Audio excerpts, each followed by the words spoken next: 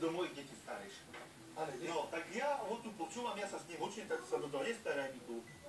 No, počúvaj, ako pekne číta a nestaraj. A povie, že sa o nich nestarem. Jožko obvinil Jana, že citovo zanedbáva svoje deti. Ukrivdený otec má pritom jasný úradný dôkaz, že malý Denis má šťastné detstvo.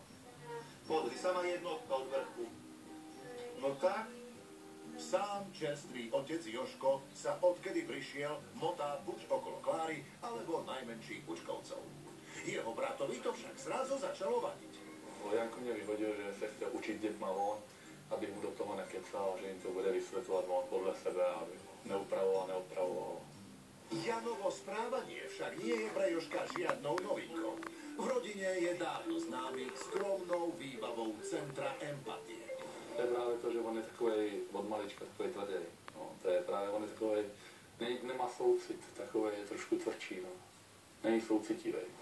Jano sa podľa všeobecných očakávaní na vzorného otca nevydržal hrať toho a po chvíli zdúchol. Jožko je ale spokojný. Môže aspoň robiť to, čo doteraz. Venovať sa deťom. Sofka a Denis sa so strýkom Jožkom pri maľovaní kraslíc teda pekne pohrali.